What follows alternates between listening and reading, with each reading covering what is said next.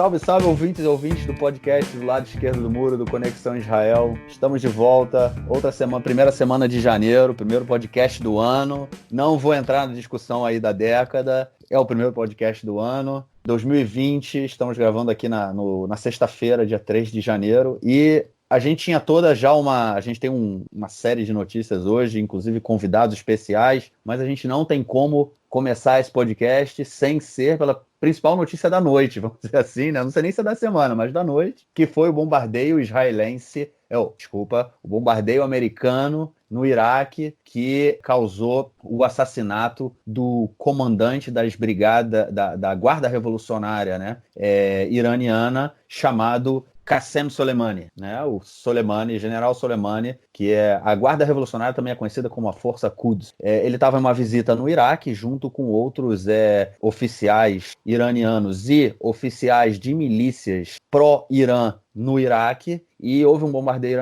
um bombardeio americano. Errei duas vezes quem fez o bombardeio, mas foi um bombardeio americano que levou à morte aí do general Soleimani. Nos Estados Unidos se comemora a operação, aqui em Israel se comemora a operação, foram pouquíssimas, até as vozes que não concordavam muito com o que foi feito foram muito, vamos dizer assim, cautelosas, né?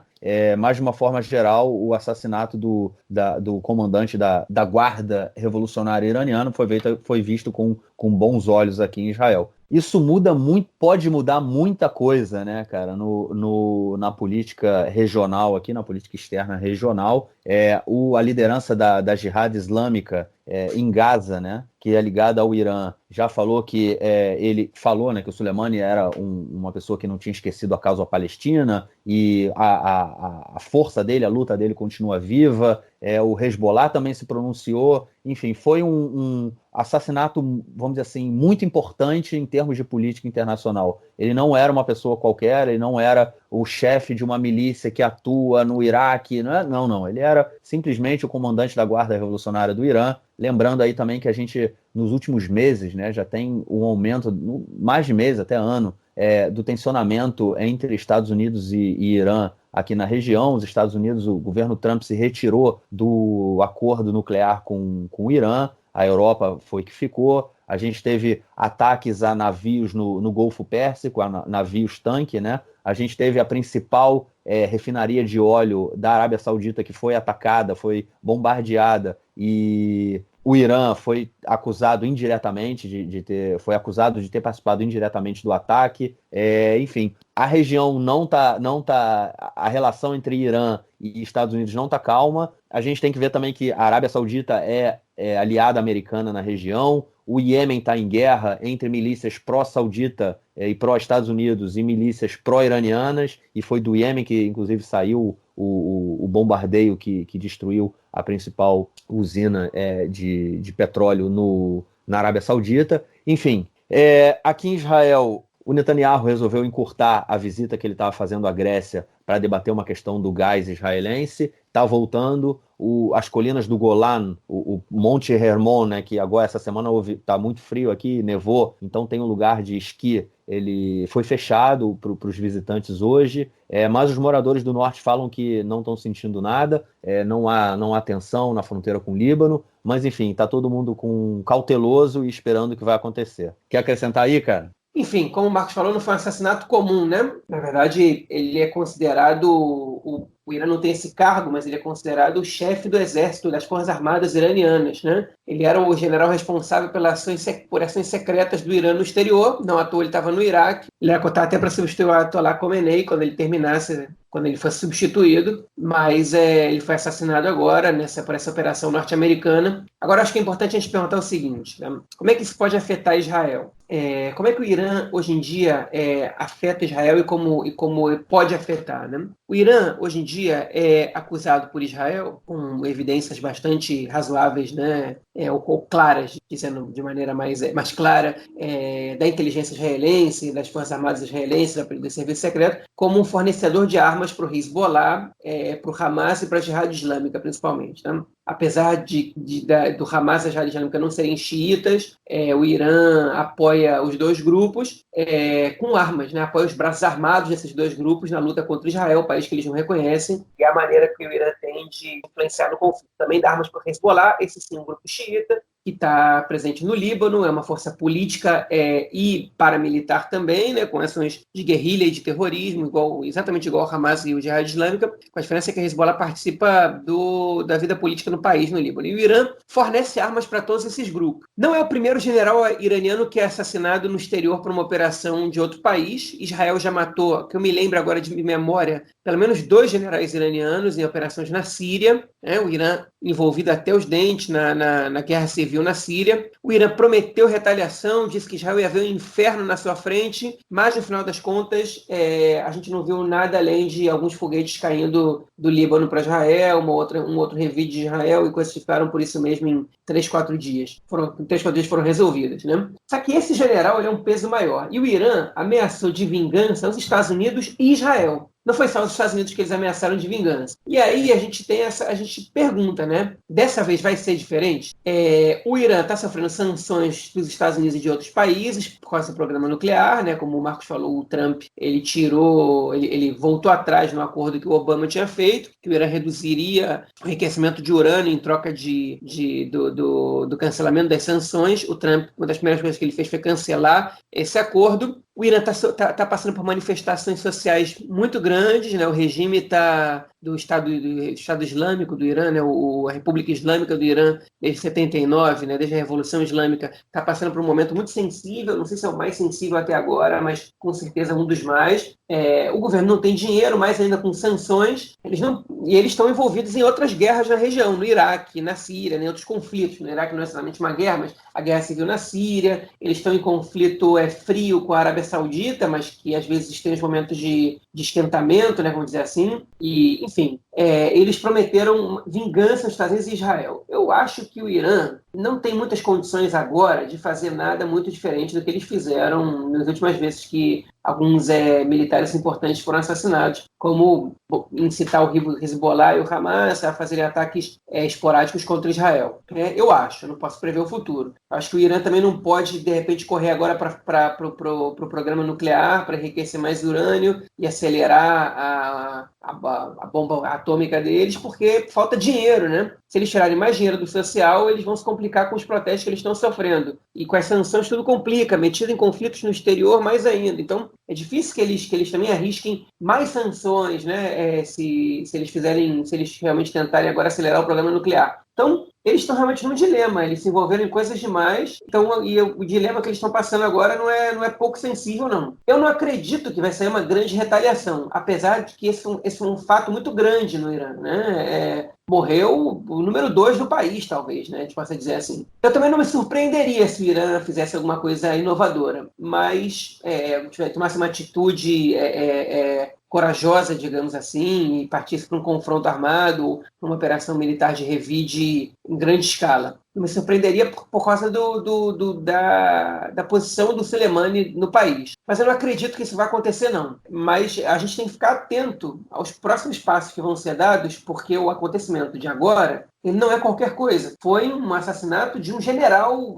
um chefe do exército, praticamente, chefe das Forças Armadas, em outro país, em solo estrangeiro, por uma potência que não está presente, que não é o país onde essa pessoa foi morta, né? Ou seja, os Estados Unidos entrou no espaço aéreo de outro país para matar um general de outro país. Então eu não ignoraria isso. E por que Israel tá na jogada? É muito mais fácil para o Irã revidar contra Israel do que revidar contra os Estados Unidos, né? O Israel é mais próximo, é um país menor, é uma potência, não é uma potência do tamanho dos Estados Unidos, pode ser uma potência militar regional, mas não é mundial. Então é o único lugar que ele tem para revidar e para dar uma justificativa para a própria população, né? Que o país tem para revidar e dar uma justificativa para a própria população. O regime precisa disso. Então vamos aguardar aqui apreensivos os próximos passos, mas eu não esperaria nenhuma terceira guerra mundial, não.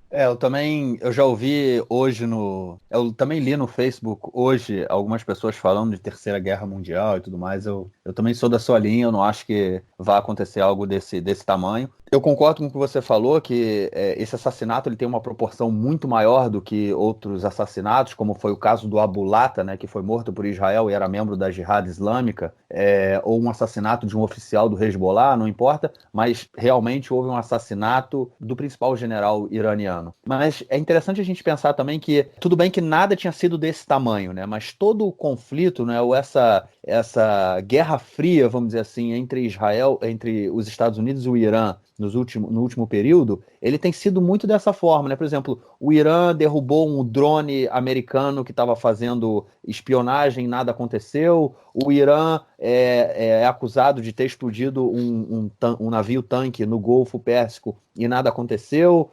Os Estados Unidos, o Irã também, né, foi acusado indiretamente de ter atacado a refinaria saudita, que é o principal aliado americano na região, e nada aconteceu, ou seja, era tudo muito pontual, porque eu acho que primeiro os Estados Unidos, o Trump, né, ele tem essa política de sair do Oriente Médio, né, ele não quer o Oriente Médio para ele, e talvez esse assassinato possa trazê-lo de volta para o Oriente Médio. E aí eu acho que também tem um perigo para Israel aí que eu vou falar daqui a pouco. A questão é que durante esse período os ataques eles nem sempre foram respondidos, né? Obtiveram resposta. Acontecia uma coisa ali, ninguém falava nada, acontecia outra coisa ali, ninguém falava nada. Agora houve um ataque de grandes proporções que, como eu falei, pode trazer os Estados Unidos de volta aí para a região. E uma coisa que essa cautela aqui é um receio, porque é o seguinte, em função do Trump, da política americana, política externa americana no período Trump, ser de sair do Oriente Médio e de, como a gente viu no caso dos curdos, né, no norte da Síria, foram abandonados pelo Trump depois de serem aliados americanos contra o Daesh, né? Eles foram abandonados pelo Trump e a Turquia entrou na região deles e houve assassinatos, houve mortes. Eles tiveram que fugir, né, da região, e toda essa região que eles controlavam era como se fosse um Kurdistão, né? Era essa, pelo menos, a vontade deles, né? Transformar numa zona autônoma do povo curdo. E eles foram abandonados pelo Trump. Então, assim, nada me garante que os Estados Unidos tenham vindo, tenham assassinado, tenham matado o líder, o Soleimani, e agora eles saiam de novo. Deixa o quintal pegar fogo aqui, entendeu? Por que eles vão ter que se meter aqui? Será que para o Trump realmente essa aliança duradoura com Israel, essa aliança, vamos dizer assim, pétrea com Israel, ela realmente existe? Eu não sei o que passa na cabeça do Trump, eu não sei se inclusive existe uma estratégia e uma política internacional pensada, mas nada me garante que se a região começar a inflamar de forma mais forte, nada me garante que os Estados Unidos vão se meter de forma a proteger Israel, vamos dizer assim. Eu tenho muito receio. Pode ser que esse assassinato ele traga uma convulsão, alguma coisa aqui para a região, e pode ser que nesse momento a gente se veja sem aliado nenhum aqui. E isso pode ser muito perigoso. Eu acho que isso faz parte desse problema aí de não saber o que passa na cabeça do presidente americano. É isso. Vamos então voltar ao nosso esquema antigo, que a gente sempre costuma falar da política interna, né, primeiramente, e vamos então falar da política interna. No último episódio eu incluí aí uma curtinha, um plantão, né, falando das primárias do Likud, que aconteceram na quinta-feira passada, né, há quase 8 dias atrás. A gente teve o resultado na sexta-feira. Antes de entrar nessa questão aí do Likud, né, das primárias do Likud, deixa eu só dar um outro também update de uma notícia da semana passada, bem rapidinho, que a gente falou que o Supremo teria que debater e definir, né, sobre a possibilidade de um deputado eleito que esteja sendo indiciado receber do presidente um mandato para montar o governo, né? Obviamente isso tem a ver com o Bibi, né, ser o líder do Likud, e aí eu já estou dando um spoiler, não um spoiler, e se ele poderia ou não receber, né, do presidente Rivlin o direito de montar o governo. E aí, na quarta-feira, há 2 dias atrás, o Supremo decidiu que o Bibi pode receber o mandato, que não há impeditivos, né? Ou seja, caso ele receba o maior número de indicações depois das eleições, ele poderá receber do presidente Rivlin o direito de montar o governo. Ou seja, o Bibi está no páreo, e assim agora vamos entrar na questão das primárias. Bom, o Bibi disputou as primárias com o Guidon Saar, né, que é deputado pelo Likud, e teve 72,5% dos votos, né? Só queria fazer também uma referência aqui que no último episódio o João disse que seria por volta de 70%. Ficou dentro da margem de erro, né? Tá tudo valendo. Valeu aí pela previsão. Depende de qual é a margem de erro, né? Vamos dizer que ficou, cara. Pode dizer que tu acertou, porra. Vamos na bucha, né? Valeu, Cavode. E parece aí, esse resultado mostra que esses 3 indiciamentos, né, que o Bibi tem nas costas não afetaram muito a decisão dos filiados do Likud. E um dado muito interessante, né, que todas as cidades na região de Gaza, né, como Sderot, Ashkelon, né, que sofrem constantemente com os mísseis vindo aí de Gaza, a vitória do Bibi foi avassaladora, né, cara? O mesmo aconteceu assim em outras zonas eleitorais na mesma região e fora. O Guidon Saro só conseguiu ganhar em 5 regiões eleitorais, se eu não me engano, urnas, enfim. Foi uma vitória avassaladora. Ainda na quinta-feira, o Guidon Saro ligou para o Netanyahu, né, reconheceu a derrota, e ele foi ameaçado por pessoas do partido que não concordavam com a sua candidatura ou com o tom da campanha dele. E, inclusive, disseram que ele poderia ser, vamos dizer assim, do partido, caso ele continuasse a cometer erros. Eles falaram que quando o Guidon Saro disse que caso ele fosse primeiro-ministro, ele ia trabalhar para que o Bibi fosse o presidente do país, né? Que isso foi muito desrespeitoso. Falaram que ele devia tirar férias e pensar um pouco no rumo político dele, né? Inclusive, ele vem de férias, né? Ele voltou das férias para poder se candidatar. E aí o Sar disse que não seria intimidado, que continuaria na disputa aí contra o Bibi dentro do partido. E na sexta-feira, há uma semana, o Bibi fez um discurso da vitória, né, e começou a sua campanha de forma oficial, vamos dizer assim. Mais uma vez, como na campanha anterior, ele buscou se aproximar do Trump, né? Falou de todas as conquistas de Israel nesse último período com o apoio dos Estados Unidos, e aí, por exemplo, o reconhecimento de Jerusalém como capital de Israel, a mudança da embaixada de Tel Aviv para Jerusalém, o reconhecimento pela anexação das colinas do Golan, o possível reconhecimento americano, caso Israel decida por anexar os assentamentos, né?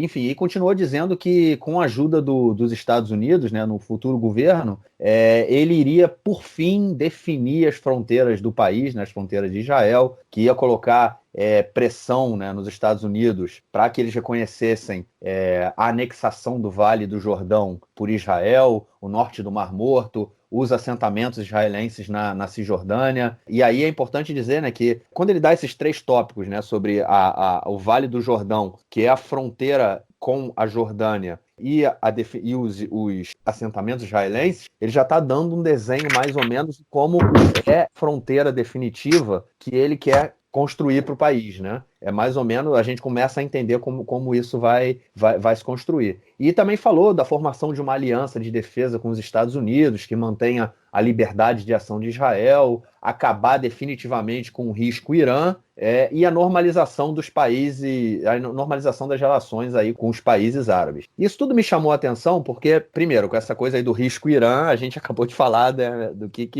o que isso pode acontecer daqui para frente. O Bibi não estava esperando isso. Mas há muito tempo que a gente não fala ou não ouve falar, né, do acordo do século, né, que é a proposta do Trump para resolver o conflito palestino-israelense, né? O Trump já queria ter divulgado isso há algum tempo atrás, mas como Israel não tem um governo, ele não consegue publicar isso, ele não consegue divulgar qual é o acordo do século que ele disse que é imperdível. Mas eu acho que tem, de volta e meia, né, a gente ouve alguns rumores do que os Estados Unidos vão propor, Estado palestino, autonomia palestina, anexação, relação com os países árabes, ou seja, esse discurso do Netanyahu, ele foi um discurso muito próximo dos rumores que a gente ouve sobre esse acordo do século do Trump, né? A questão é, a gente realmente está caminhando para uma anexação oficial, né, dessas regiões no próximo governo Bibi, e só acrescentando que essa ideia de anexação, ela não seria nem um pouco negada, né? Eles não receberia oposição, né, do partido Kahol Lavan, azul e branco, ou pelo Lieberman, né? Não, pelo menos não por uma questão ideológica. Eu acho que nenhum desses 2 partidos seriam contra a anexação. Inclusive, essa é uma jogada política do Bibi, porque ele sabe que se o Gantz fala que ele é contra a anexação, vamos dizer assim, do Vale do Jordão, que é uma quase unanimidade, eu vou falar quase unanimidade porque nem todo mundo concorda, é uma quase unanimidade dentro da sociedade israelense, o Benny Gantz não tem como ir contra isso, né? Ou seja, ele está colhendo aí uns frutinhos aí nesse momento. Mas é basicamente isso. A gente tem o Bibi é o candidato oficial aí do Likud. Eu acho que ele sai fortalecido em todo esse processo. E eleições em 2 meses. O que você acha disso aí? Primeiro, a vitória do Bibi foi avassaladora, como a gente imaginava, foi uma vitória muito grande, né? Ele perdeu em muito poucas regiões do país, votaram 49% dos filiados ao Likud, né? Foi um número baixo relativamente, mas os que foram votar, ele ganhou de massacre, ele perdeu só em 3 lugares, foi no norte de Tel Aviv, mas outros 2, lugares basicamente de classe média alta. Ele ganhou de muito na região próxima a Gaza, né, que são as pessoas que mais sofrem com os bombardeios, chegou a 90% em Sderot, se não me engano, Ashkelon, toda essa região. Tem analistas dizendo que o Saar está dando um primeiro passo para que essa derrota já era esperada, que ele está dando um primeiro passo para poder ser visto no Likud como uma liderança no momento que o Netanyahu tiver que sair, porque ele vai sair um dia por bem ou por mal, né? Ele querendo ou não querendo, um dia acaba para todo mundo. Eu acho que não. Eu acho que o Saar, ele errou. Ele enfrentou um cara sem nenhuma possibilidade de ganhar e ele não conseguiu o apoio de pessoas importantes do Likud. Se ele tivesse conseguido o apoio de pessoas importantes e tivesse perdido, ele teria se firmado como um líder pronto para substituir o Netanyahu. Mas como a maioria dos outros nomes importantes do partido não apoiaram o Saar, que a mensagem que eu acho que o Saar recebeu foi o seguinte: você não é o substituto natural do Bibi. Pode ser eu, pode ser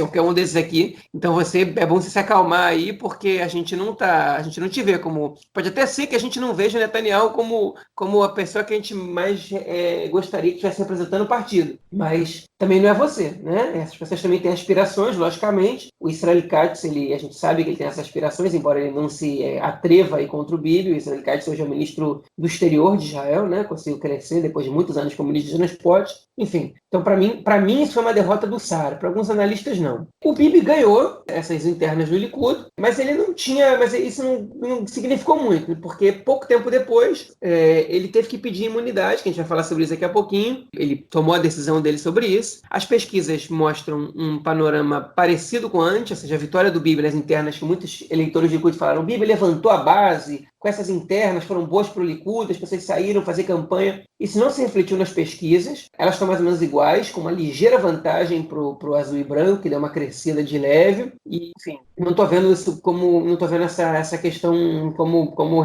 derradeira, não.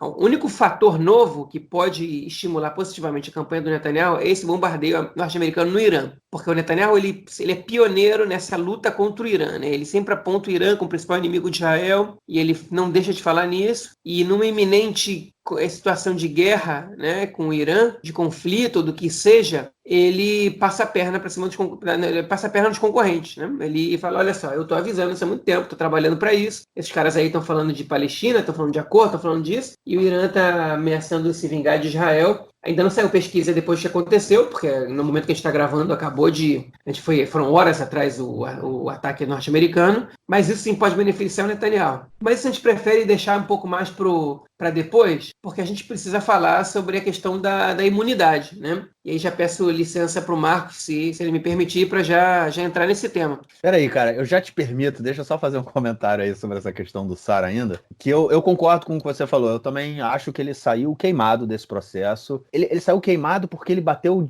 e aí indo realmente no sentido do que você falou, ele bateu de frente com uma quase unanimidade, né? E perdeu de muito. E o fato dele não ter conseguido nenhuma liderança, o apoio de nenhuma liderança forte dentro do Likud, foi uma outra derrota também. Bibi cai, vão aparecer tantos herdeiros do Bibi, né? Tem o Israel Katz, como você falou, tem o Gilad Erdan, também que é o ministro da Segurança Pública, e ele também tem a sua vontadezinha de ser primeiro-ministro. Tem um outro que foi o Nir Barkat, que ele foi prefeito de Jerusalém, depois ele entrou para o Likud, e ele é um dos 5 da lista, se eu não me engano, do Likud, ele está lá na frente, também quer ser primeiro-ministro, também não quis bater de frente com o Netanyahu, e muitos deles falaram que tem um interesse, mas agora o Netanyahu é o nosso líder. O Netanyahu está construído dentro do Likud como o Messias, vamos dizer assim. Não há vida depois do Netanyahu, ou ninguém sabe. Eu acho que a forma como Netanyahu construiu a liderança dele dentro do partido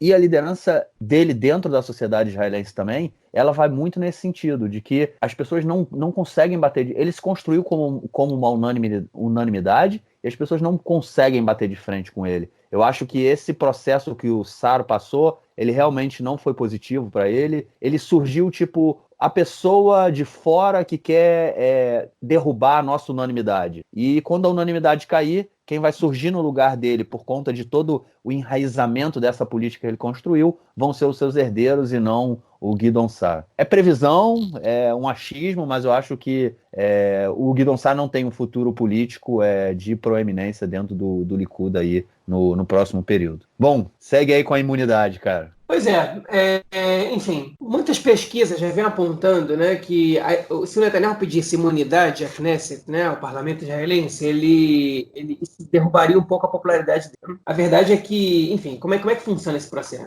Qualquer deputado, ministro, primeiro-ministro tem direito a pedir imunidade à Knesset. A Knesset pode dar ou não imunidade para essa pessoa, né?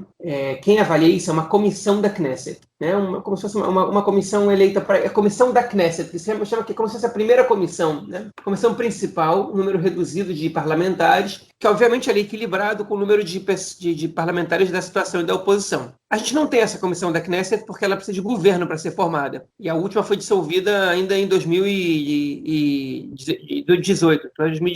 Só que o Netanyahu ia estourar o prazo, quando ele podia pedir a imunidade, e ele pediu. Né? No fim, no estouro do cronômetro, ele foi lá e pediu. Pesquisas internas do Likud apontavam para uma queda de popularidade dele se ele pedisse imunidade. Mas as primeiras pesquisas, logo depois do pedido, não mostraram essa queda. Né? Uma queda de uma cadeira, que não é relevante. Tanto do canal 12 quanto do canal 13 apontavam uma diferença muito pequena entre ele e o azul e branco. O que agora a oposição está trabalhando, né, é para mostrar para a população como o Netanyahu ele foi incoerente nesse pedido de imunidade.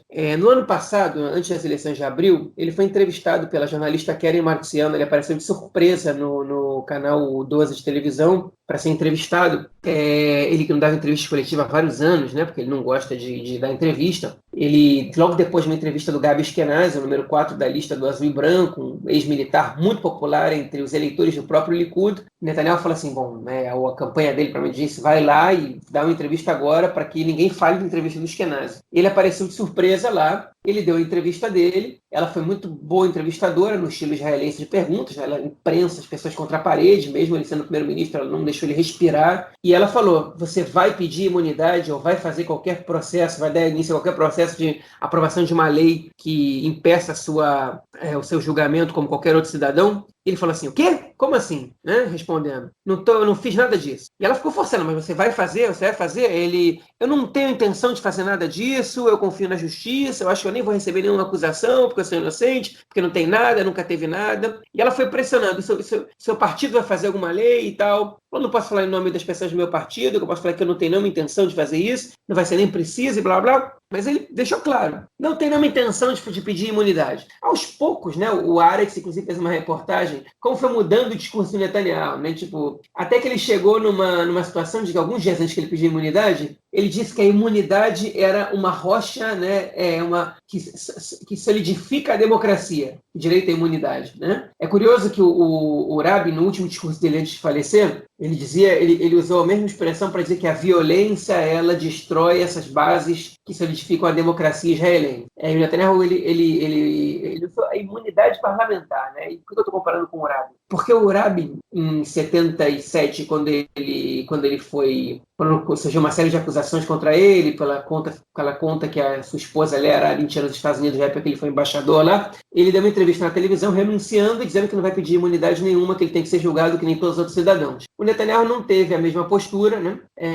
E pediu imunidade, e ele foi mudando o discurso aos pouquinhos, ele foi praticamente preparando as pessoas para esse pedido de imunidade. Mas era óbvio que ele ia pedir, a gente não tem governo basicamente por causa dessa questão da imunidade, o Netanyahu ele não quer ser julgado, ele não quer, obviamente, ser condenado, e ele pediu imunidade. Ele sabe que essa resposta não vai vir tão cedo, e para ele, quanto mais demorar para ter governo, para ele pessoalmente, melhor. Né? Ele sempre diz, eu dediquei minha vida inteira por esse Estado, como é que as pessoas estão me acusando de atuar em causa própria, de só pensar em mim e tudo mais. A imunidade é importante, porque o primeiro-ministro, se ele é investigado, ele não tem como se preocupar só com o que o governo exige que ele se preocupe, com os problemas do país, ele tem que começar a se preocupar com a questão na justiça, por isso ele precisa de imunidade, e quem me elegeu foi o povo, não foi não foi nenhum juiz, então eles têm que me dar imunidade até que eu termine meu período no poder e aí sim eu posso ser julgado como qualquer outro cidadão. Ele diz, não estou pedindo imunidade para sempre, estou pedindo imunidade quando eu for primeiro-ministro. Obviamente que todos os parlamentares de oposição atacaram ele, né? O Lieberman e o Azul e Branco já disseram, a gente não vai votar a favor da imunidade. Do Azul e Branco eu já esperava isso, a Casa Judaica, perdão, do Israel Nossa Casa, né, que é o partido do Lieberman, não era certo, não era 100% que isso ia acontecer, mas agora está claro, eles não vão votar a favor da imunidade para o Netanyahu. E aí ele entrou numa situação que ele precisa ganhar as eleições para não ser julgado, né? A gente já sabia disso, só que agora todo mundo sabe por quê. E a população israelense ela tem que decidir se ela vai abrir os olhos para isso ou se ela não vai abrir os olhos para isso, né? Eu acho que a tendência é que não mude nada, porque isso já estava bastante claro para quem queria ver antes. Para quem não queria ver, ficou claro só agora. E eu acho que quem quis ver isso e ainda assim acha que está tudo bem, então essas pessoas continuam apoiando o Netanyahu. Eu acho que essa é a maioria das pessoas. É a maioria do eleitorado do Netanyahu, né? As pessoas ou acham que ele é inocente e que não devia nem estar sendo julgado, o que é um pouco absurdo, porque se ele é inocente, não que ele prove na justiça, né? Ou acham que ele realmente precisa da imunidade, que ele é o mais importante, que ele é o rei de Israel, como alguns apoiadores dele dizem, né? Chamam o apelido carinhoso que dão para ele. E aí agora a gente tem essa situação. Ele pode receber imunidade da Knesset mesmo assim, ele pode ganhar as eleições e conseguir imunidade da Knesset, e a Suprema Corte pode retirar essa imunidade dele. Eu acho que a Suprema Corte, quando ela decidiu por não decidir se ele vai poder formar o governo mesmo sob acusação da justiça, eles estão preparando o terreno para depois poder decidir contra o Netanyahu. Eles sabem que uma adesão dessa seria muito polêmica, porque eles praticamente estão vetando a possibilidade de ele ser primeiro-ministro, estão indo contra a adesão dos membros do Likud de botarem ele em primeiro lugar, estão indo contra a adesão, talvez, da população israelense de eleger o Netanyahu como primeiro-ministro. Eu acho que, nesse aspecto, a justiça israelense ela optou por não tomar uma decisão polêmica. A gente ressalta, eles não disseram que ele pode, também não disseram que ele não pode. Eles adiaram a tomada dessa decisão. Então, para mim, claramente, isso mostra que eles estão se esquivando de uma decisão polêmica, preparando o terreno para poder, a futuro, caçar a imunidade caso Netanyahu receba. Vale lembrar que a justiça em Israel está sendo alvo de incitação à violência já há algum tempo. No fim das contas, na minha opinião, ele não vai receber a imunidade. A diferença é que se o parlamento não dá a imunidade, é muito mais desmoralizador do que se a justiça vai lá e retira a imunidade que o parlamento deu. E aí ele dá armas para ele atacar a justiça, dizer que elas estão corrompendo a democracia israelense, como estão contradizendo a vontade do público e tudo mais. Enfim. Bom, acho que você deu aí um panorama geral bem importante de tudo que aconteceu. Eu queria acrescentar algumas coisas. Primeiro, sobre essa questão da lei de imunidade, ela dá 4 justificativas para que o parlamento, né? Porque, na verdade, como você falou, né? Ela é aprovada na comissão e depois tem que ser aprovada no parlamento, a imunidade, né? Ou seja, ele tem que ter mais a maioria. E, aparentemente, ele não tem a maioria. Um ponto importante é que a imunidade ela é concedida para a cadência em questão. Ou seja, vamos dizer que seja montada uma comissão no parlamento, né, e ela aprove a imunidade e o parlamento aprova a imunidade, essa imunidade acaba no dia em que o próximo parlamento assumir. E aí, então, ele teria que apresentar novamente um pedido de imunidade que passaria por uma comissão, que passaria pelo parlamento, e seria ou não aprovada, e depois, como o João acabou de falar, ela poderia ou não também ser revogada pelo Superior Tribunal. E essa lei ela dá 4 justificativas para que a imunidade seja concedida. Se o réu, né, ele acha que a acusação foi feita de má fé ou de maneira discriminatória, se o crime em questão foi cometido dentro do Knesset e o legislador tomou as próprias medidas, né, internas para resolver o caso, ou se os resultados de um processo criminal infringem a capacidade do Knesset ou dos seus comitês de executar suas funções. Ou seja, vamos dizer que seja o presidente do Knesset, caso ele seja indiciado, tenha que deixar o cargo e o governo pare, né, o parlamento pare, nesse caso dão imunidade. O Bibi, essa questão aí da incitação à imprensa e à justiça, né, que você falou principalmente, o argumento principal dele que ele está construindo para receber a imunidade é de que todo o processo ele está sendo feito de má fé, né? Que estão costurando processos nas costas dele, que ele é inocente, que o sistema judiciário quer, na verdade, fazer um golpe de Estado, um golpe de governo. Ele também está construindo aí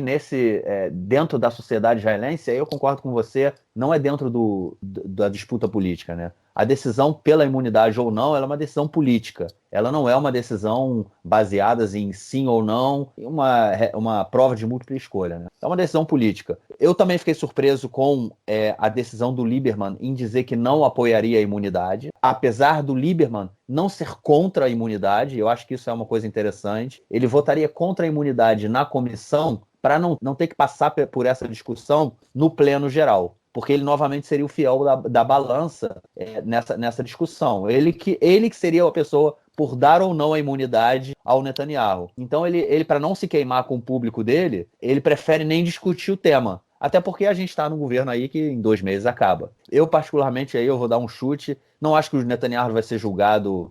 O julgamento dele não vai começar em menos de 1 ano. A gente tem a informação do governo, a gente viu que o prazo de formação do governo pode demorar até 3, 4 meses. A gente tem primeiro 10 dias até que alguém seja nomeado para formar, depois essa pessoa tem 28 dias que são prorrogáveis por mais 14, depois outro pode receber o direito, mais 28, enfim, a gente pode chegar aí a um período de 3 a 4 meses para a formação de um governo, e de uma certa forma pode ser que o Bibi seja até interessante para ele fazer quartas eleições, porque conforme o João falou, se não tiver formação de governo, não tem comissão. Se não tiver comissão, ele não pode apresentar a imunidade, e se essa imunidade não for votada, o processo dele não começa. Então, se não tiver governo em Israel, para o Netanyahu, na sua questão jurídica, é bom. Então a gente tem aí um quadro que eu não sei nem o que dizer, não sei se é desesperador, se é complexo, o que é, o que não é, cara. A gente tem um quadro aí, é isso que a gente tem eleições aí daqui a 2 meses, dificilmente alguma coisa vai mudar, e o que é interessante também é essa postura do Lieberman em votar contra o Netanyahu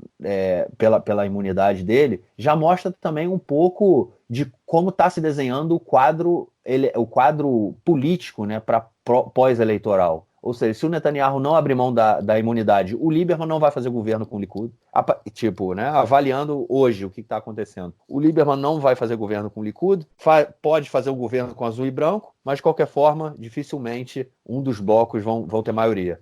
A gente vai depender aí de como vai ser o posicionamento da esquerda, né, para as eleições, se vão se unificar, não vão se unificar. A gente falou disso no episódio passado, que isso pode realmente mudar o quadro eleitoral se um dos partidos de esquerda não passarem a cláusula de barreiras. É isso aí que a gente tem que ver aí para frente, o que vai ser. E só uma coisa importante, o Bibi principalmente ao longo dessa última cadência dele, ele acumulou cargos, ele foi super-ministro, vamos dizer assim. Ele chegou a uma época a ser o ministro da comunicação, ministro da segurança, ministro do exterior e ministro da saúde. Ele tinha todos esses, além de ser o primeiro-ministro. Então ele era um super-ministro. Chegou um momento em que, inclusive, a justiça falou, não, você não pode acumular, senão você é tudo, né? Você é o imperador. E aí ele teve que abrir mão de algumas pastas, e agora, até essa semana, ele, além de primeiro-ministro, ele também era o ministro da saúde, ministro do bem-estar, ministro da agricultura e ministro da diáspora, né, de assuntos da diáspora. E, por ter sido indiciado, ele teve que renunciar a esses cargos. A gente falou disso, que um deputado, ele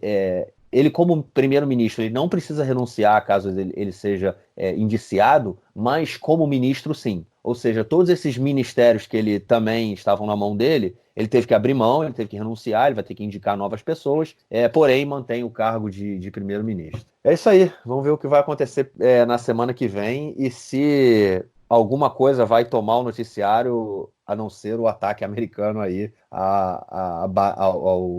no Iraque ao iraniano. Vamos ver. Alguma coisa ou vamos para o próximo tema, cara? Podemos ir. Vamos lá. Relatório da pobreza de 2018. Entramos em 2020, foi divulgado um relatório oficial da pobreza pelo Ministério do Bem-Estar, que até essa semana era dirigido pelo Netanyahu, né? É importante dizer isso, daqui a pouco a gente pode comentar sobre o tema. Foi liberado esse relatório da pobreza, que o relatório, na verdade, o press release, né, o relatório para a imprensa que foi divulgado, ele apontava pontos positivos, diminuição da pobreza, enfim, Israel crescendo. Conforme o resultado foi sendo divulgado, o relatório oficial foi divulgado, algumas coisas aí se complicaram, já vou falar disso daqui a pouco, mas eu só queria lembrar que a gente, alguns episódios atrás, também falou de um relatório alternativo da pobreza, que é feito pela ONG chamada Latet, né, que ela serve como um guarda-chuva para outras ONGs que trabalham no combate à pobreza, e a gente viu que o número de famílias e pessoas e crianças que vivem abaixo da linha da pobreza em Israel vem crescendo nos últimos anos e deixando um quadro aí bem preocupante. E o que aconteceu? O principal erro da pesquisa, o problema da pesquisa, e é um problema que ele é reconhecido.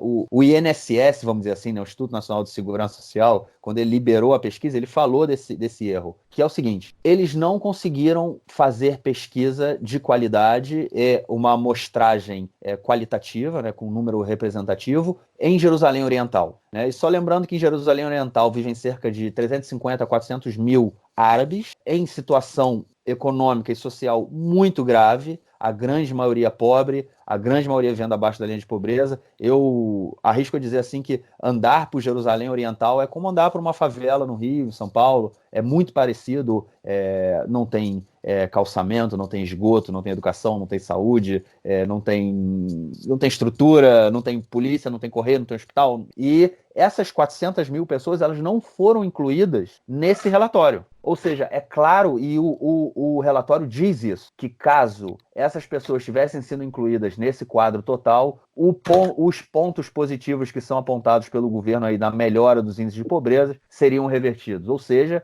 eles liberaram um relatório que não condiz com a realidade do país. Você quer dizer os dados aí, cara? Diz os dados aí, que eu, na verdade, quando eu achei muito estranho qual o objetivo de você revelar, de você soltar um relatório sobre o quadro de pobreza nacional, se 5% da população do país que vive no país, não, da população que vive no país, não é levada em conta. E é uma população, por ser muito pobre, mudaria completamente o quadro apresentado pelo relatório. Diz aí, o que você acha?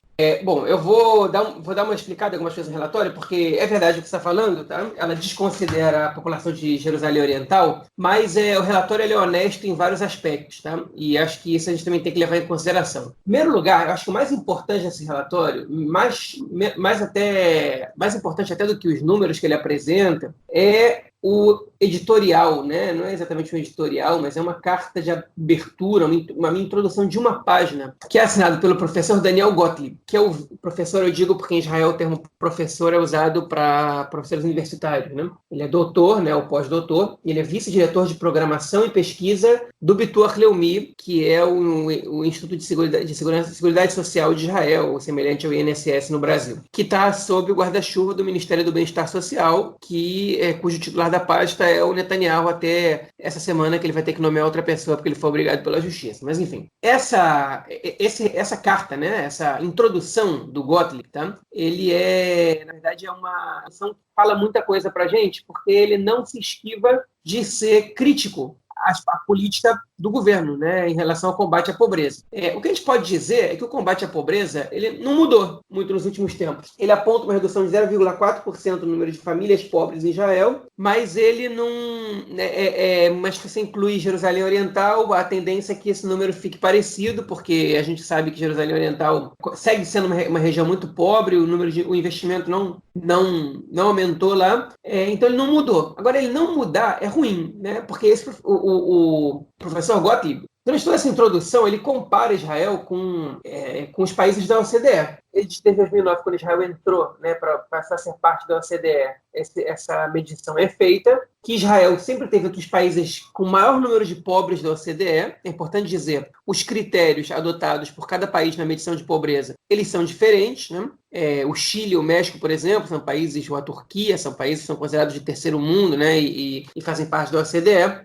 e eles às vezes apresentam números melhores que Israel, né? Isso não quer dizer que a situação de Israel esteja pior que o Chile, que o México, isso quer dizer que a medição de pobreza interna de Israel é diferente, né? Como é que se mede a pobreza em Israel? Existem duas maneiras de medir pobreza. Existe a maneira das cestas básicas, né, do que as pessoas precisam suficientemente para viver, o que você calcula quanto custa você ter o mínimo suficiente para viver, e assim você calcula quantas pessoas são pobres e não.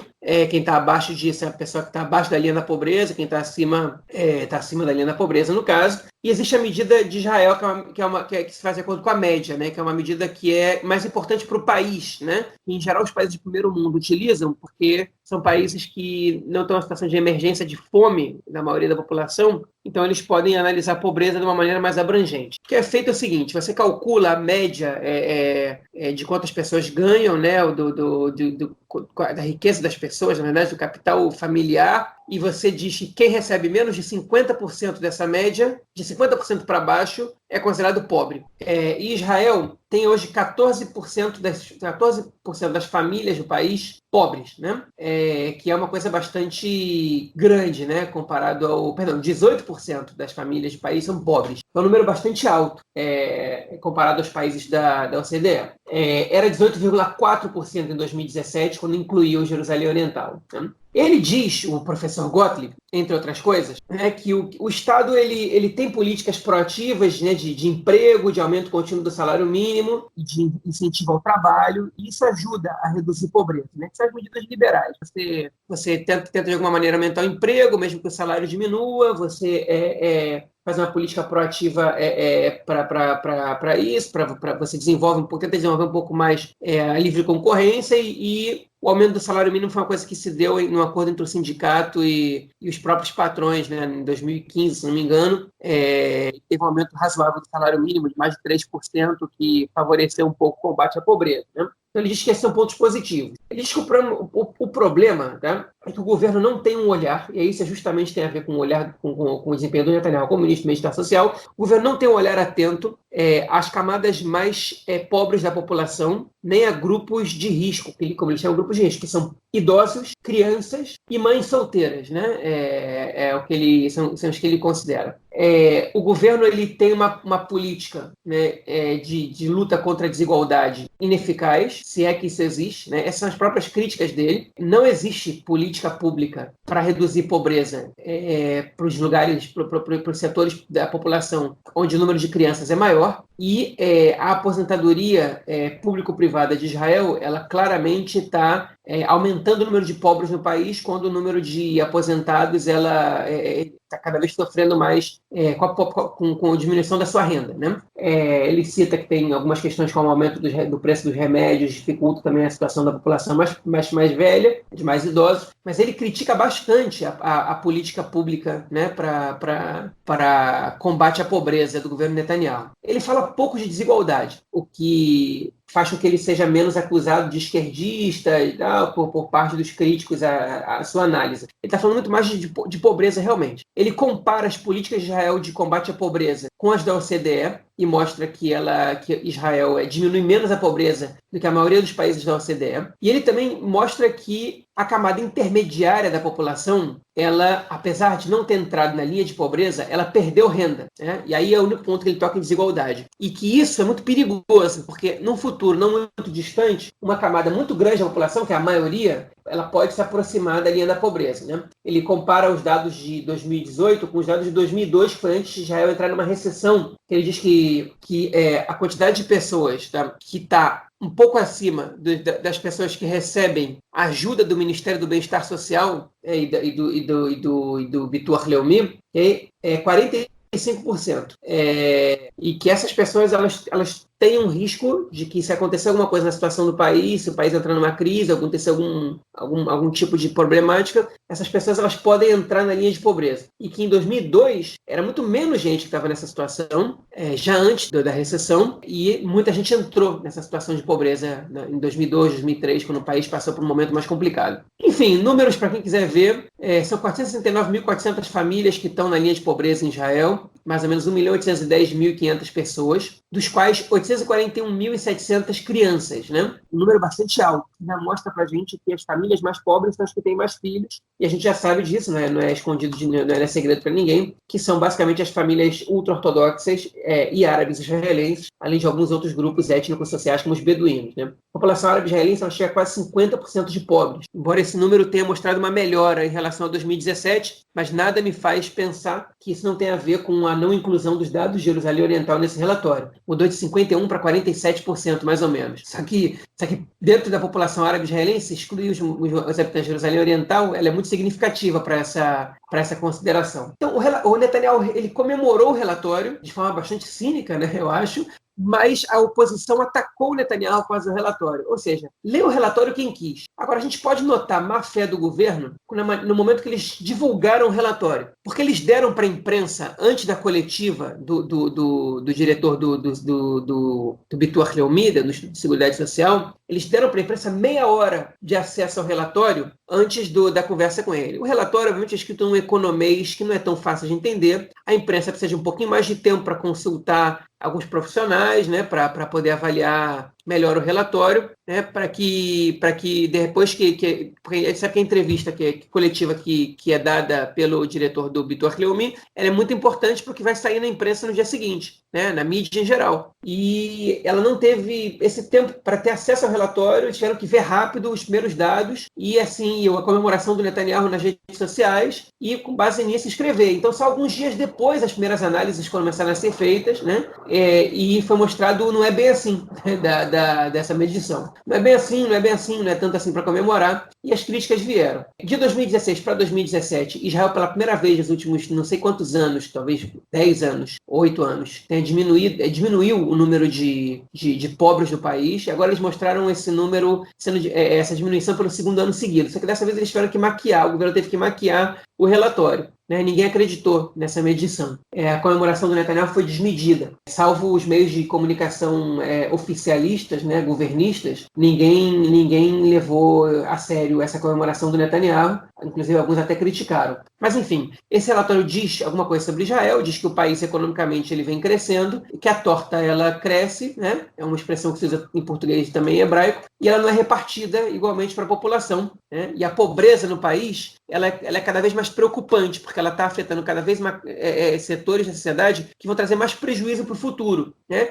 Com 800 mil crianças pobres, numa população de 9 milhões de pessoas, né? A perspectiva de futuro do país é problemática, porque se as crianças não estão comendo bem, se as crianças não estão se vestindo bem, não têm acesso à saúde, não têm acesso a coisas básicas, como é que a gente vai esperar que elas depois dêem um retorno para o Estado? Né? Então, você está falando do ponto de vista econômico, logicamente, eu não estou nem tocando no ponto de vista humano, que é obviamente que as crianças têm que ter acesso a tudo que elas têm direito. Mas, enfim, então é um relatório preocupante para os cidadãos israelenses, não preocupante pela situação econômica do país, preocupante pela política econômica do governo. Bom, acho que você deu o panorama geral aí bem fechado. Infelizmente, a gente tem... É um problema mundial, né? A gente tem uma política que ela concentra a renda e você não tem como acabar com a desigualdade se você não descentralizar essa renda, se você não dividir renda, não dividir os recursos. Como em quase todos os lugares do mundo, a gente vai pelo mesmo caminho. Achei interessante você falar essa questão da previdência público-privada israelense, que hoje se mostra um tanto deficitária, e o Chile é um exemplo disso também. Na verdade, o Chile acabou com a sua previdência pública, mas enfim, a questão da capitalização da previdência no Chile hoje mostrou, né? A gente vê a revolta chilena aí nos últimos meses, boa parte por conta disso, e aqui em Israel a gente também está indo muito nesse sentido. A pensão, o sistema de previdência israelense é muito ruim, realmente miséria que você recebe pelo seguro social público. Se a pessoa não faz um complemento, vai viver na miséria depois que se aposentar, se aposentar. Bom, e a próxima notícia dessa semana é uma coisa que estourou aqui em Israel e a gente vai explicar já por quê. A gente vai falar com o nosso convidado, Rafael Fleischmann, que trabalha no Ministério do Meio Ambiente, no Departamento de Transporte e Qualidade do Ar, e vai estar explicando para a gente tudo o que está se passando em volta do gás natural em Israel. E aí, Rafael, o que você pode contar para a gente? Seja bem-vindo. Obrigado. Olá, Marquinhos. Olá, João. Muito prazer estar aqui no podcast. E sim, essa semana se falou muito de gás natural. Saiu na mídia, saiu em todos os jornais. E é um assunto que está acompanhando a gente há muito tempo. E antes da gente começar a falar o que aconteceu essa semana, é importante entender o que é gás natural. O gás natural é um combustível fóssil, ele é não renovável, né? É um gás, e ele é formado muito parecido com o processo do petróleo, da decomposição de material orgânico, de plantas e de animais, que fica ali debaixo da terra ao longo de milhões de anos em condições de extrema pressão e temperatura. E depois de milhões de anos, esse material orgânico se transforma em gás. E esse gás ele pode ser usado para uma forma de energia. O gás ele é principalmente metano, mais de 90% dele é metano, mas tem outros gases também, etano, propano, nitrogênio, CO2. É isso que é gás natural.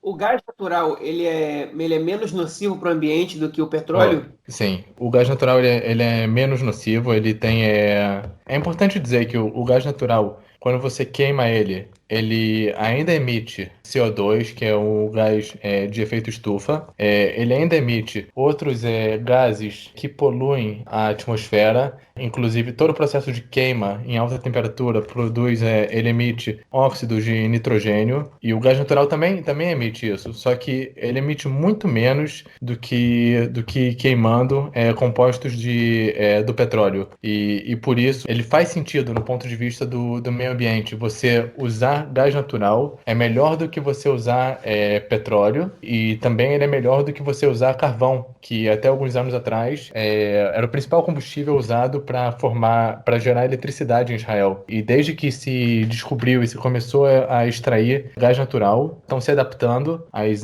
usinas termoelétricas de geração de energia em Israel, e está se usando hoje muito mais gás e vai continuar aumentando o gás natural nas usinas, em vez de carvão. Então, sim, o gás ele é melhor do que o carvão, ele é melhor do que o petróleo. Ao mesmo tempo, a gente tem que lembrar que o gás ele ainda é um combustível fóssil, ele ainda é não renovável e ele ainda representa emissões de gases de efeito estufa e de gases poluentes que afetam a saúde da população. Então, a gente vê o gás como um combustível de transição para mudar do carvão para o passo final que vai ser a energia renovável, baseada em fontes renováveis, ou seja, sol ou vento. Em Israel, principalmente, solar fotovoltaica. Essa tem que ser a matriz energética de Israel. Só que enquanto não chega lá, o gás ele é o combustível para se usar. Quando você diz a gente vê, está se referindo aos cientistas ou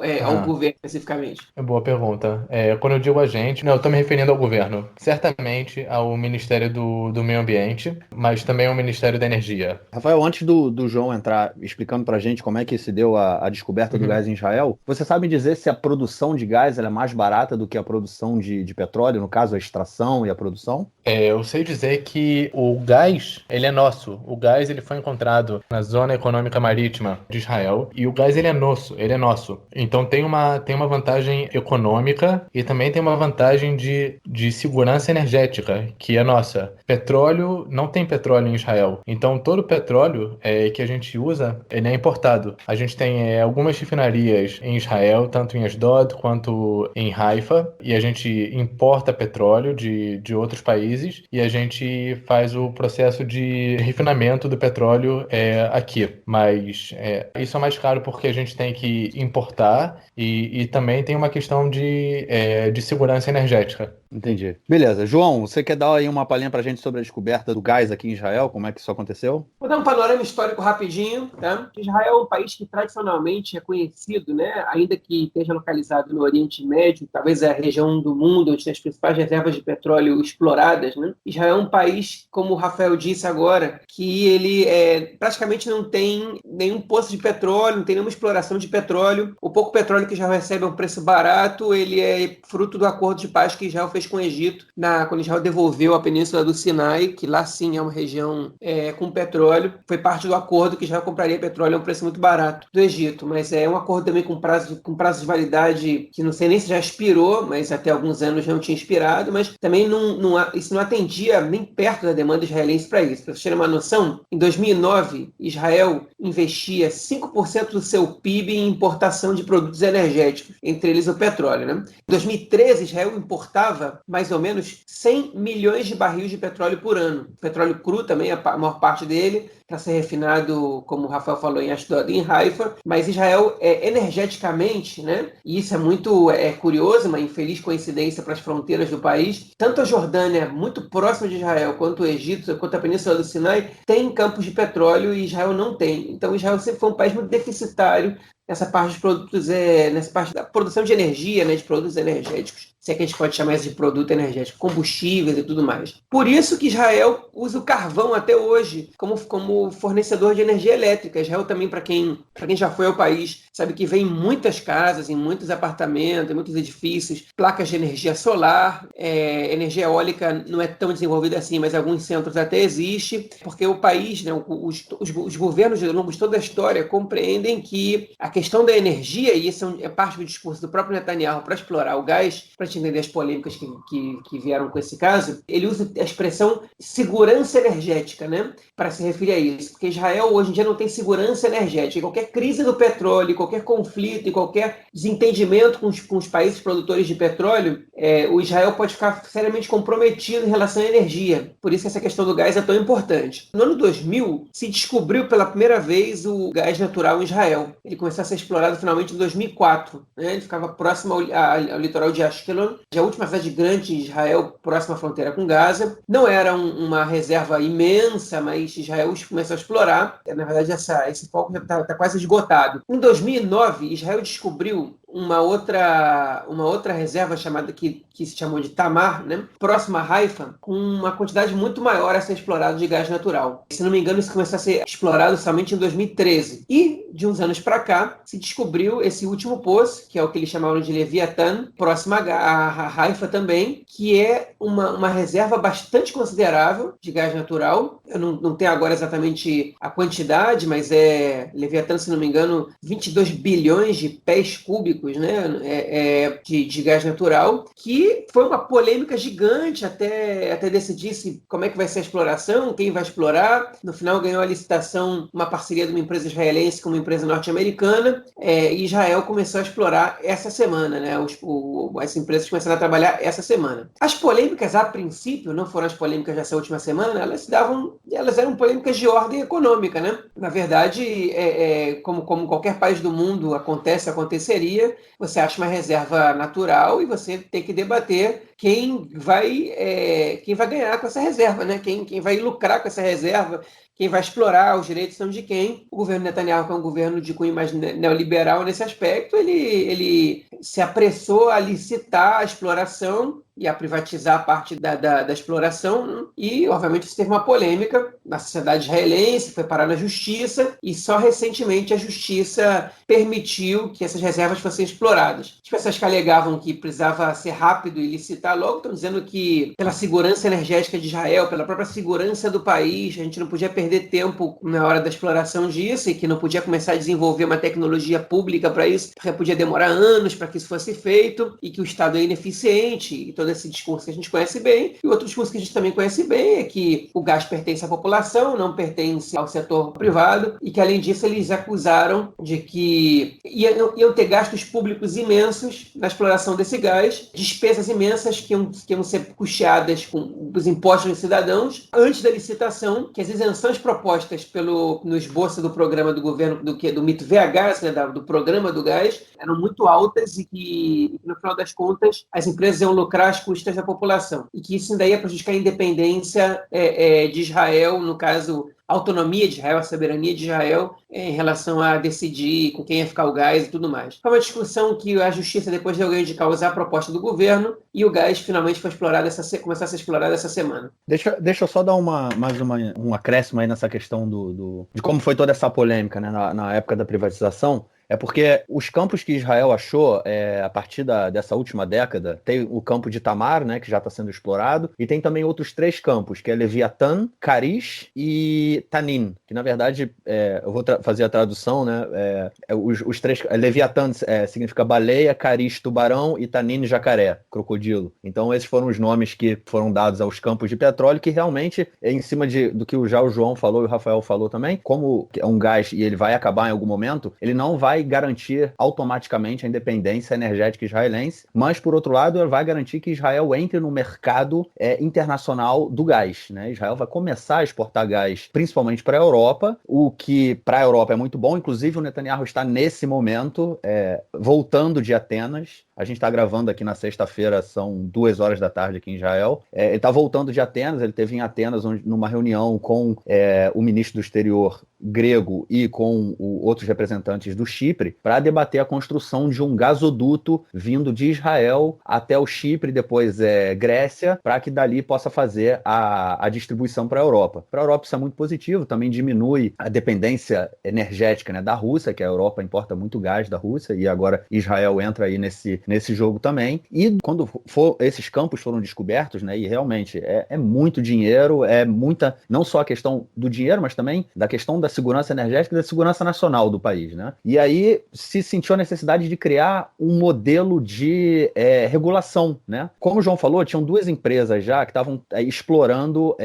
o campo de Tamar, né? Que era a Noble Energy, que é americana, e uma empresa, a Delek Energy, que é uma empresa israelense. E eles já estavam explorando o campo de Tamar, e assim, esse processo licitatório que o João falou, ele foi um processo muito obscuro, que também gerou uma série de debates, porque essas 2 empresas agora são as responsáveis pela exploração dos outros 4 campos. Eles ganharam essa licitação, ganharam uma série de benefícios, uma série de isenções fiscais, que, como bem o João falou, quem acaba pagando por essas isenções é o povo, né, através de seus impostos. Agora, uma coisa que foi muito interessante também é que, para provar que a Noble Energy e a Delek, né, essas 2 empresas, explorassem o óleo, também precisou ser aprovado nesse projeto, né, nesse esboço sobre a exploração do óleo, um pacote de lei antitrust, né, para justamente permitir com que haja uma competitividade e que as empresas não trabalhem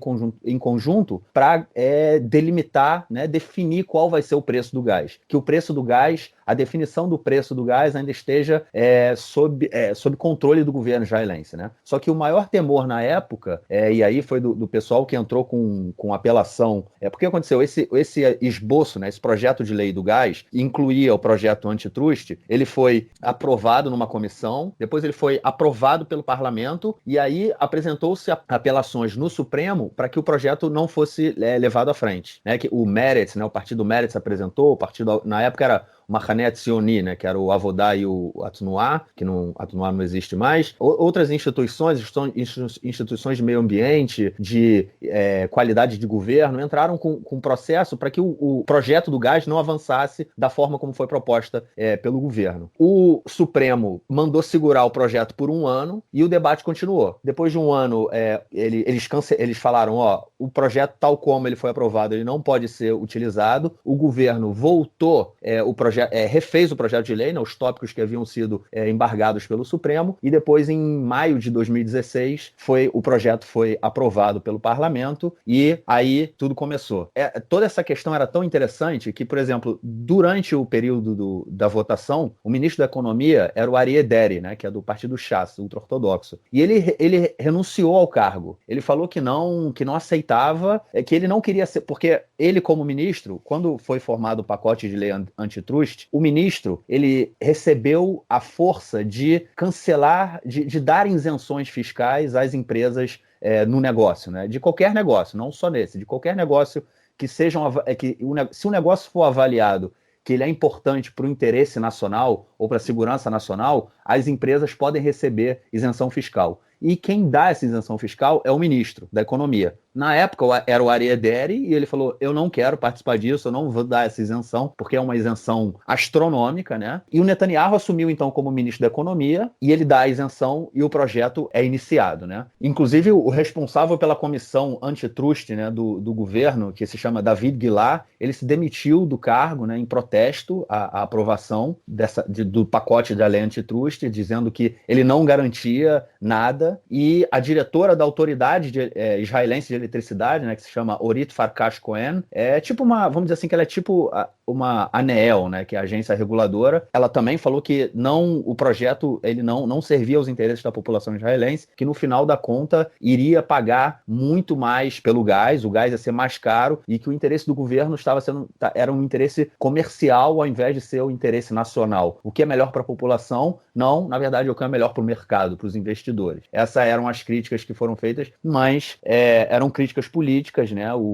E pelo projeto ter sido aprovado pelo parlamento, que foi eleito pelo povo, o projeto acabou entrando aí em prática. E a principal questão aí é como que foi todo esse imbróglio na época, é se Israel realmente, com o início da produção, vai conseguir acabar com o monopólio, porque a gente tem hoje duas empresas que controlam o mercado do gás em Israel, e se Israel vai continuar soberano, né? Porque se Israel não conseguir decidir o preço do gás, né, Israel perde a soberania sobre o gás, né? Tipo, se são os outros que decidem, eu perdi o que era meu. Então essa foi toda a polêmica em torno aí da descoberta, né, dos campos de gás e como isso se desenvolveu. Até que a gente chegou aí no dia nessa semana, né, que começou a produção em Leviatã, né, que foi um dos novos campos, e aí o Rafael vai falar mais pra gente. Diz aí, Rafael.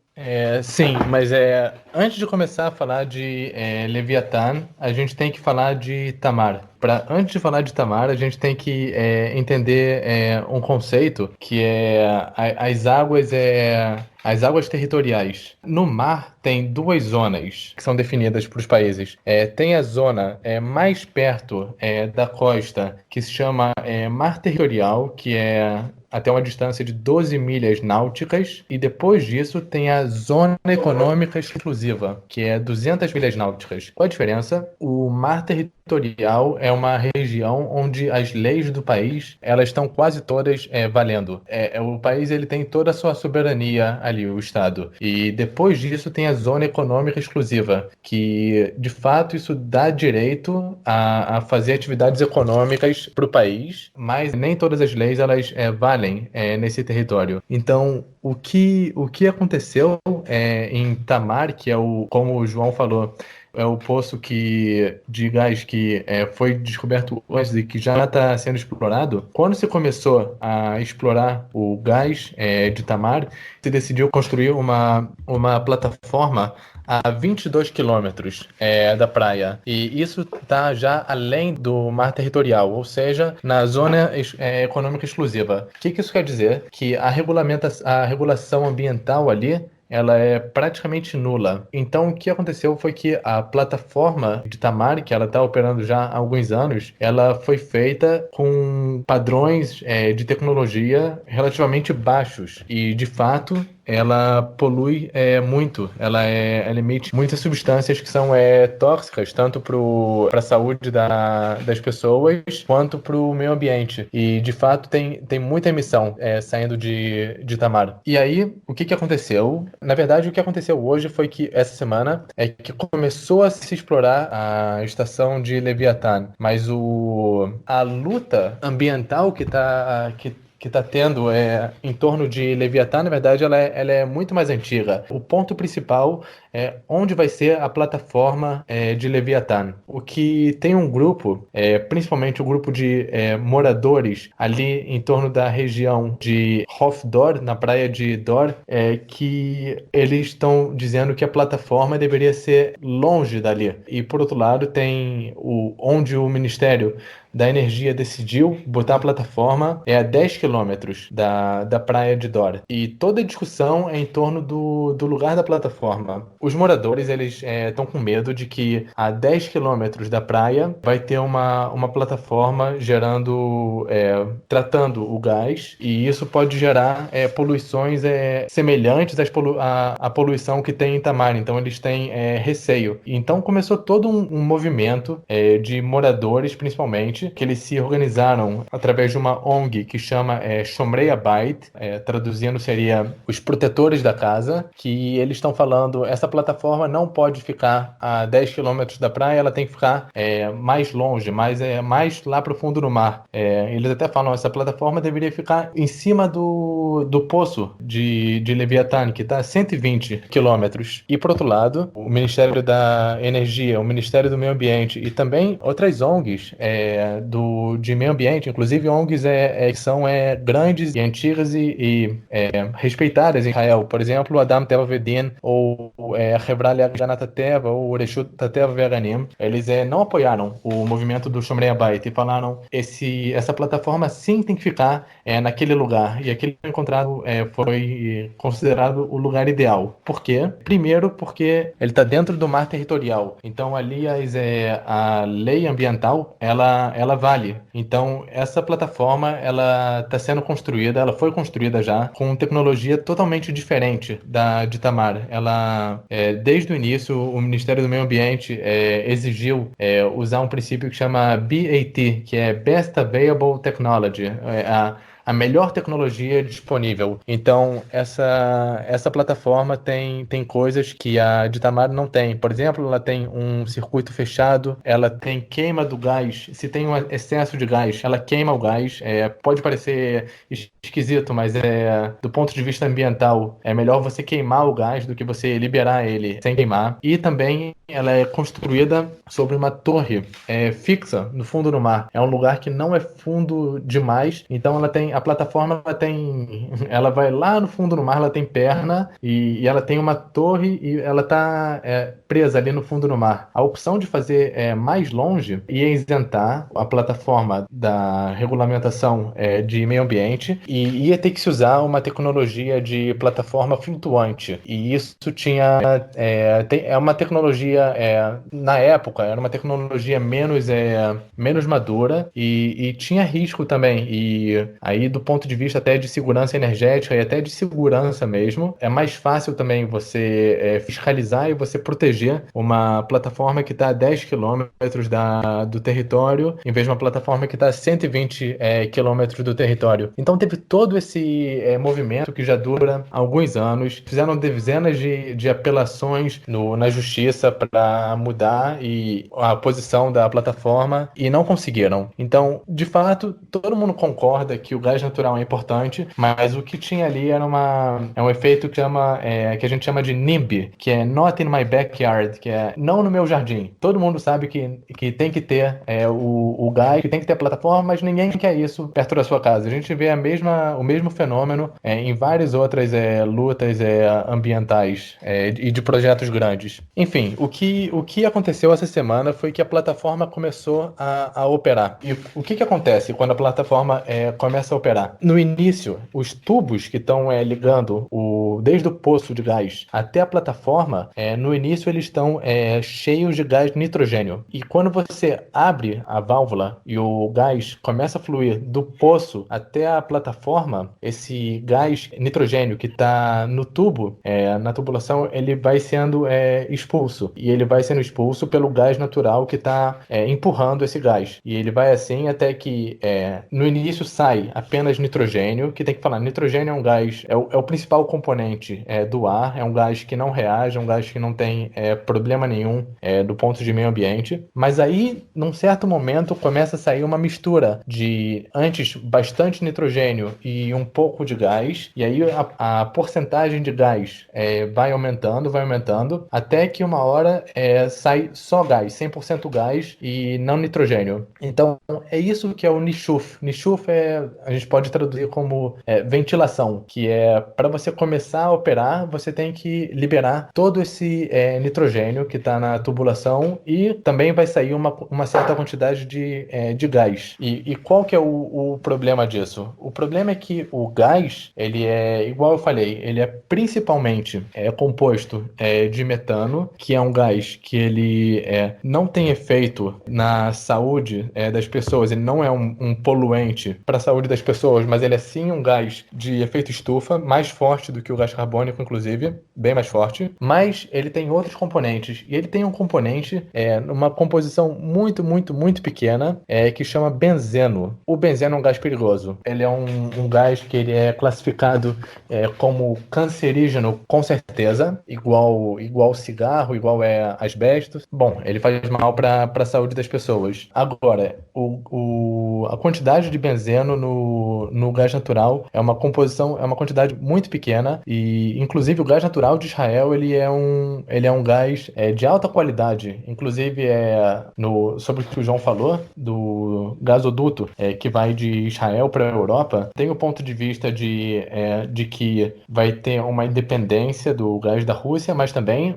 a qualidade do gás natural de Israel ela é mais alta do que a qualidade do gás natural da Rússia. Esse é só um parênteses. E os moradores estavam com receio, então, de quando sair benzeno, a quantidade pode ser que vai ter um vento soprando na direção da plataforma para a praia, e aí vai começar a se medir uma quantidade muito grande de benzeno perto da praia e onde aquela população vive, e eles ficaram com receio de contraírem alguma doença por causa do benzeno. Então, o que aconteceu foi que fizeram muito barulho na imprensa, e teve um movimento dos moradores que eles evacuaram suas casas e falaram estamos saindo porque vai ficar muito perigoso aqui, mas tudo foi feito conforme muitos cálculos e muitos modelos.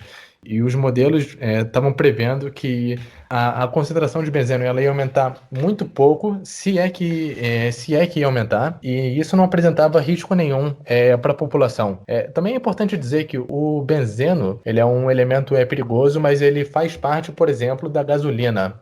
Toda gasolina tem benzeno em uma concentração muito mais alta do que a concentração que tem no gás. Então, quando a pessoa vai para o posto de gasolina para abastecer o carro, ali ela está se expondo a uma quantidade de benzeno muito maior do que a que poderia se medir por causa da ventilação do gás. Esse é só um outro parênteses. Enfim, fizeram cálculos e os cálculos estavam falando que ia sair cerca de 70 quilos de benzeno, e metano, que é o principal componente do gás natural, ia sair perto de 1.400 toneladas de metano, e também compostos orgânicos voláteis ia sair cerca de 22 toneladas. Isso é o que as previsões elas estavam falando, os cálculos. O que aconteceu foi que na terça-feira a ventilação aconteceu, e ela foi melhor do que as previsões esperavam, porque todo esse processo da ventilação, que era para durar cerca de 7 horas, ela foi mais rápida, durou cerca de apenas 1 hora. Então, a quantidade de benzeno que escapou na ventilação foi perto de 4 quilos apenas. O metano saiu mais ou menos 220 toneladas em vez de 1.400, e os compostos orgânicos voláteis saiu também perto de 4 toneladas. Então, foi muito pouco, e é importante dizer que não se mediu nenhum valor extremo de materiais poluentes na praia, perto da plataforma nesses dias. Então, por causa desse resultado que foi favorável, se decidiu que no dia 6 de janeiro, isso é na segunda-feira, os outros 2 poços de Leviatã vão começar a funcionar. Que no início foram só 2 poços e tem mais outros 2 poços. Então na segunda-feira eles vão abrir também. E esse gás que chegou, que já está chegando, que já está fluindo, ele está principalmente sendo exportado para a Jordânia agora. Deixa eu fazer uma pergunta, Rafael. Você deu números agora sobre a questão da ventilação do ar, né? O que era previsto, da ventilação do tubo, né? O que era previsto que fosse liberado, a quantidade de gases liberada na atmosfera. E no final você falou que foi muito, muito, muito, muito menor do que era a previsão. Eu não sei, é mais um sentimento de quando a esmola demais, o santo desconfia. Correu tudo bem, porque assim, como você falou, foi o metano que foi, ou não, benzeno, foram 4 quilos, né? E a previsão era muito maior. Esses dados são confiáveis ou pode ser que tenha tido uma maquiagem por aí?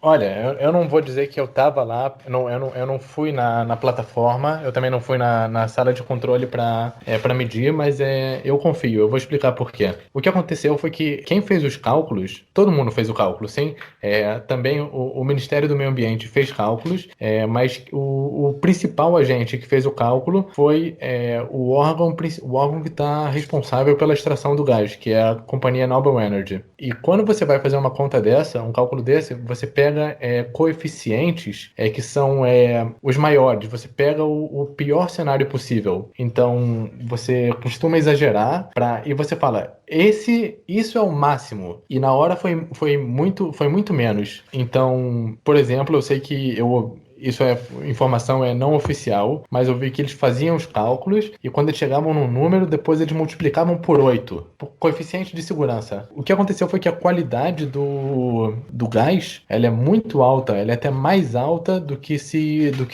conhecia, do que se esperava. Eu não tenho o número aqui. Eu acho que a concentração de benzeno no gás natural é 3 ppb, 3 partes por bilhão, que é uma concentração muito baixa. Eles esperavam que a concentração fosse um pouco maior. E além disso, a ventilação ela foi mais rápida do que se esperava. Então, sim, foi melhor do que... Até não se imaginava que ia ter problema, mas foi ainda melhor. Mas, Marcos, a tua pergunta é muito interessante, porque uma coisa que você percebe quando você trabalha no Ministério do Meio Ambiente, em particular, mas eu acho que no governo em geral, é a falta de confiança que o público tem nos órgãos públicos. É só um ponto também que a gente pega, faz uma atividade e o público não acredita.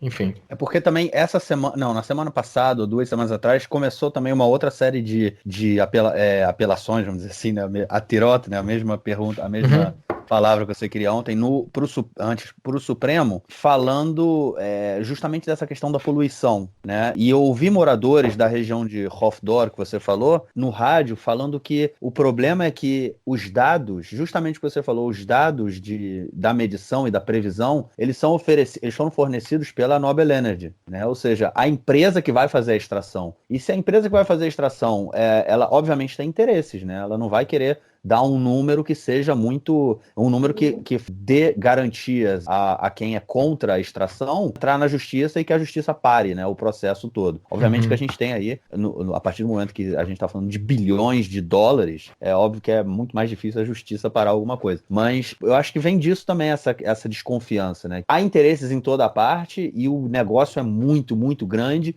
e muito importante para o país. Então, eu acho que em casos como esse, a possibilidade de que números sejam camuflados, escondidos, mudados, é muito grande, né?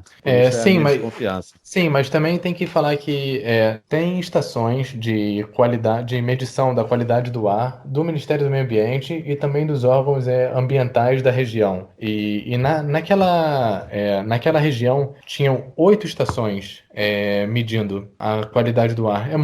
8 estações é muita coisa. E nenhuma delas, e também o público podia entrar na internet e ver em tempo real a qualidade do ar. E não se viu nenhum valor excepcional. Isso é uma coisa. E outra coisa é que é normal no mundo de regulação do meio ambiente que você deixa o agente trabalhar, você deixa, no caso, a Noble Energy, eles são responsáveis por dar os cálculos, por fazer as previsões, porque os órgãos da regulação eles não têm a competência nem a capacidade de fazer medições para todos os casos. Então você deixa o agente declarar o que vai ser, e se você encontra alguma discrepância entre o que ele declarou e o que foi de fato, então você entra com medidas para punir e para consertar. É assim que é feito em muitos países. É assim que é o jeito normal de se fazer esse tipo de coisa. É isso. Acho que a gente deu aí um grande panorama de tudo que foi discutido aqui em Israel dia que realmente foi importante, né? Dia que começou a extração de um dos principais campos de gás aqui em Israel, o que realmente muda muito na a posição do país na geopolítica aqui da região, né? A gente falou que Israel agora começa a exportar óleo para a Europa, já está exportando para a Jordânia, tem também exportação para o Egito, enfim, muda o panorama. Conforme o João falou lá no início, né? Infelizmente, os maiores dividendos da exploração do gás não vão ficar em Israel e não vão ser transformados aí em recursos para a sociedade israelense, para investimento em saúde, educação e tudo mais, ou não o que deveria ser investido. Mas foi isso que aconteceu essa semana. Queria agradecer ao Rafael pelo tempo e pela disponibilidade de vir aqui conversar com a gente. Muito obrigado aí pelas informações. Sempre que quiser aparecer, que tiver informações e quiser participar aqui com a gente, você está mais convidado. Perfeito. Obrigado, Marquinhos. Obrigado, João, pela oportunidade. Foi um prazer e boa sorte. Valeu, boa sorte para todos nós. Tchau, tchau. Vamos então para a nossa próxima notícia, o comentário do esporte do nosso amigo Nelsinho Burdi. Diz aí, Nelsinho. Meu caro Gaurash, tem amigos do Conexão Israel do lado esquerdo do muro. Mandar um abraço para o João, que neste momento deve estar com saudades do Réveillon que ele passou entre as praias da Zona Sul do Rio de Janeiro, comemorando bastante. A Copa Israelense de Futebol, a Copa do Estado de Israel, na temporada 2019-2020, avança para as oitavas de final. Na Copa Israelense de Futebol participam equipes de todas as 5 divisões do país, mesmo equipes que são consideradas amadoras. E sim, ocorrem algumas zebras, como por exemplo a vitória do El-Fahem sobre o Maccabi Tel Aviv. O El-Fahem era uma equipe amadora em 2015 e foi subindo divisão até entrar para a fase dos profissionais e no atual momento está na zona de classificação para a segunda fase na Liga Nacional, que é considerada a Série B, a segunda divisão. O El-Fahem conseguiu vencer o Maccabi Tel Aviv, atual campeão da primeira divisão, time tradicionalíssimo, por 3-2. E na próxima fase, nas oitavas de final, vai enfrentar o Maccabi Haifa, também tradicionalíssimo. E o pessoal do El-Fahem diz o seguinte: se a gente conseguiu vencer o Maccabi Tel Aviv, poderemos também vencer o Maccabi Haifa. Os demais enfrentamentos da próxima fase serão entre Maccabi Petah Tikva e Nof Agalil e Hapoel Haifa contra Kfar Kassem. Esses são os enfrentamentos da Copa do Estado de Israel. Sim, uma Copa que permite enfrentamentos entre times das mais variadas divisões e permite que ocorram zebras como esta que ocorreu, a vitória do El-Fahem sobre o Maccabi Tel Aviv, na sequência dando o Maccabi Haifa. Só para terem uma ideia, o Maccabi Tel Aviv foi campeão ano passado, é o atual líder do campeonato, ainda não perdeu nenhum jogo, seguido de perto, 3 pontos atrás, do Maccabi Haifa, que é o segundo colocado e é o próximo adversário do El-Fahem pela Copa de Israel. Maccabi Haifa e Maccabi Tel Aviv e Maccabi Haifa lideram a Liga Israelense de Futebol e o El-Fahem é o 5º colocado da segunda divisão. O primeiro é o Maccabi Petah Tikva, com 41 pontos na segundona. Depois vem o Rishon LeZion com 33, o Hapoel Katamon Jerusalém 32, Betar Shimshon com 27, El-Fahem 25, Kfar Kassem 24, Hapoel Ramat Gan 23 e Bnei Sarnin 23 fecham os 8 primeiros que passariam para a segunda fase. É mais ou menos isso aí por essa semana e semana que vem nós retornamos. Um grande abraço e um bom 2020 para todos nós. Valeu, Nelsinho, obrigado aí pelo seu comentário. A gente espera na semana que vem. E, João, algo mais a acrescentar ou a gente fica por aqui? Podemos ficar por aqui. Feliz ano novo aí pro mundo. Valeu para vocês também. Muita saúde, muita paz, que a gente não tenha guerra novamente, assim espero. E vamos que vamos, bola para frente. Valeu, João, grande abraço, até mais. Tchau, tchau.